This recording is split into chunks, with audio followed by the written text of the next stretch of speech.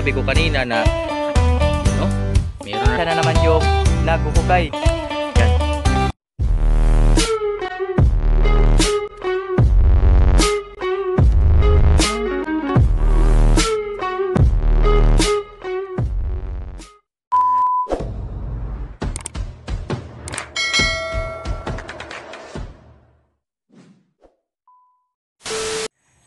What's up mga karoder? Maayong buntag po sa inyong lahat dyan. Good morning, good morning, good morning. So, welcome back again sa aking YouTube channel no, na si Marvin the Roder.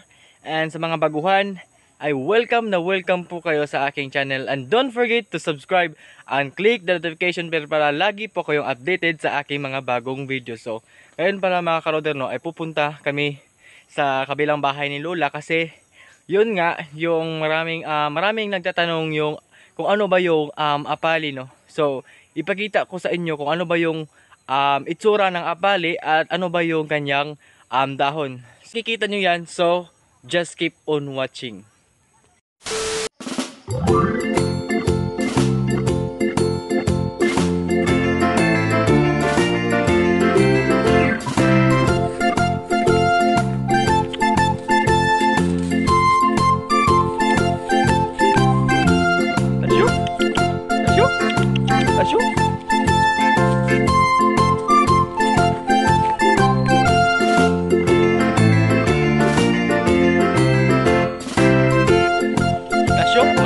Maliit pa lang. Yan. Yan. So, ayun mga karoder, ay andito na kami sa apalihan ni Lola. So, ayan. So, may dala akong syempre yung bulo. Yan, gawin nating panghukay at saka yung sakubag. So, kasama ko pala yung aking pinsan. Ayan. Yan, tingnan anong nangyari sa yung bukdong. para kang andong pirata. So ayan, ipakita ko sa inyo pala yung yung dahon ng apali. Ay yung pala niya. Kung ano ba yung itsura niya ng kung ano ba yung itsura niya. So ayan. So ito mga karoder, ito yung ang apali. Ayan ito yung apali. Ayan.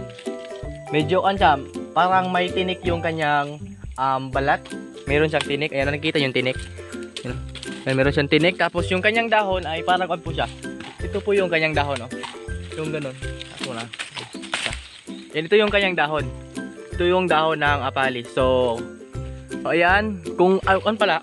Kung yung apali pa yung apali pa kung pwede na siya kunin ay parang maging maging yung maging brown na yung kanyang dahon.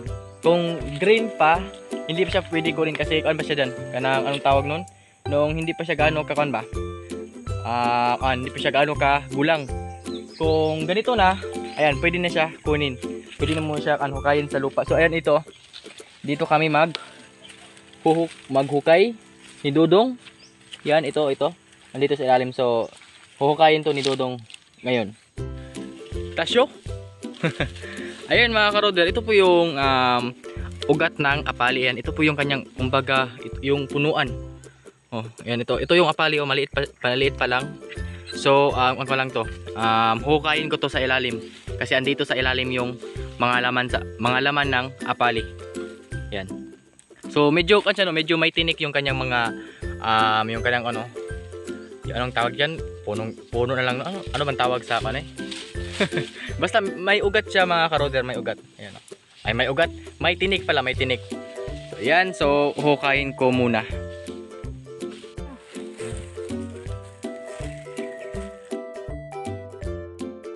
So ayan, yung aking pinsan naman yung ang maghuhukay. Ayan, so palit-palitan lang kami. So ayan mga karoder, ayan nakikita nyo yan. I-backcam ko para makita nyo talaga yung kung ano ba yung itsura ng apali.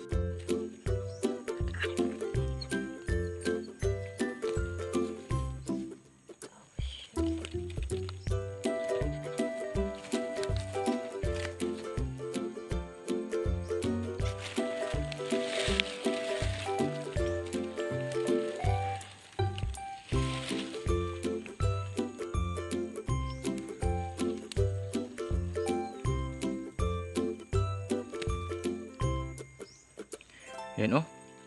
Yan. Ano dong? Ang daming tinik talaga.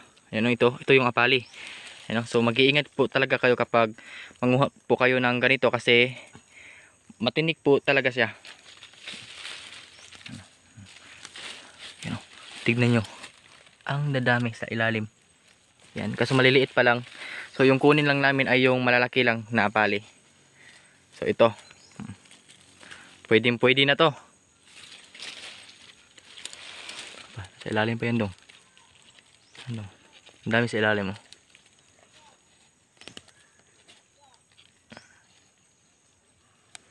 Yan. Maganda kasi taniman dito ng apali kasi walang bato. Yan, ang daming apali dito. Andun pa sa pinakadulo. Yan. Yung ganyan, ganyan. Apali po yan. At saka dito din oh, maliit lang na kwan. Maliit lang. Dito kasi marami yung maraming yung puno ng apali. Ha? Ano? Oh, ito. Ito pwede na to. Lagyan muna namin diyan. Diyan malalaki sa ilalim dong ay. Ito, doon sa ilalim, malalaki sa ilalim. Yan dong, baguhan pa yan dong. Wag mo nang kunin dong. Kasi baguhan pa yan sila. Yan yung malalaki lang oh. Yan ito dong. Yan. Ganyan dong. Ang lalaki talaga sa ilalim oh.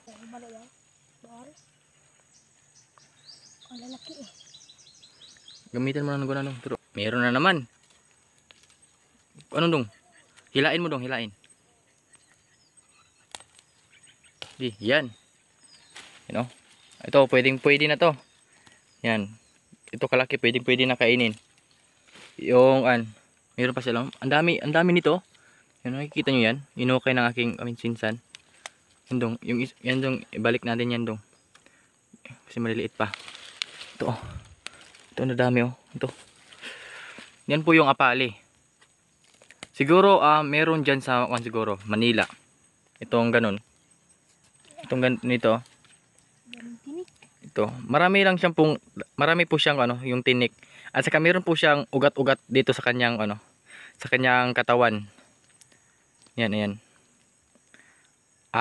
Pali. Parang po siya no. Parang patata. Pero lang siya. Yung kanyang kulay lang siguro, medyo may pagkakuan lang. So ayan, pinapawisan ako sa paghuhukay ng apali kasi hindi po talaga madaling manguha ng apali kasi ang dami pong tinik yung apali. Yung aking pinsan na naman yung naghuhukay. Ayan.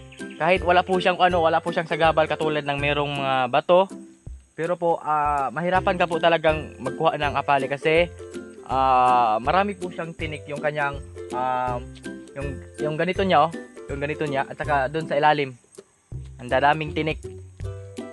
Yan, malapit na. Nakikita na namin yung mga apali sa ilalim.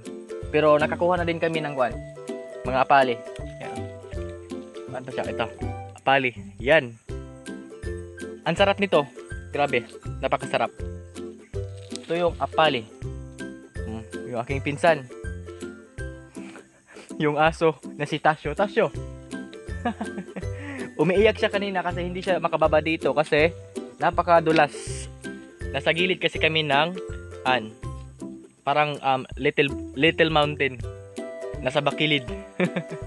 Yan, hinuhukay pa ng aking pinsan yung apali. Yan. Maraming anay dito sa ilalim. Dito sa ilalim dong. Baka marami pa yan sa ilalim dong. Ito lang, yung malalaki lang kunin natin dong. Ito. Yan. Yung katulad nito. Malalaki ito. Apali. Tapos mayroon pa dyan dong. Yung mga malalaki lang yan. Yan oh. Yan dong, maraming malalaki dong. Hilain mo lang lahat. Yan. O ayan, ito. Yan. Ayan, sakto na to dong.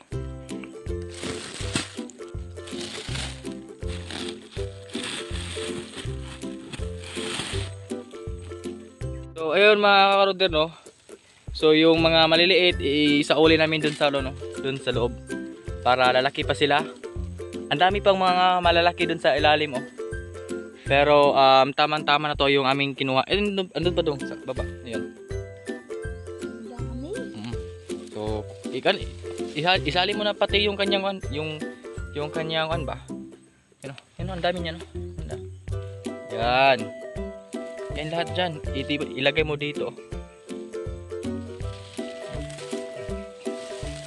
Kasi para pa siya. Lalaki pa siya. So, lalagyan na ng lupa. Kasi sinauli na namin yung mga maliliit. Para dadami pa, no? Ganito lang. Kung anihin mo, tapos itanim. Ulit, yung pwede pang itanim. Yung maliliit. Ani, tanim. Ganun lang. Si Dudong. Ayan. Natabunan na ba lahat, Dong? Hindi pa. Oh, hindi pa. Sige. Basta may tinanim. Mas meron. Oh, basta may tinanim, merong Ani. yun, tama po yan.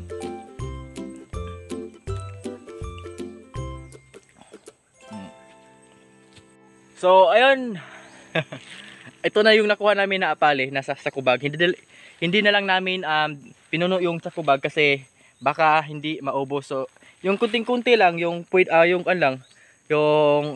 maubos lang kapag kakainin. So, ito yung kinuha namin. Yan si Dodong. Napakahirap po talaga kapag hukayin mo yung apale kasi ang dami pong tinik. So, siguro nasa Manila siguro yan or saan. Kasi yun, 'di ba, nasa Cebu nga tapos dito Pilipinas lang. So, meron po yan sa Manila kaso hindi nyo lang alam yung itsura, kung ano ba yung itsura ng apale. So, ayan mga karoder, ay papauwi na kami dun sa amin. Dala-dala na yung aming apale na nilagay sa sakubag. And, ayun po. Salamat po talaga sa kanyo sa inyong walang sawang pagsuporta sa aking vlog.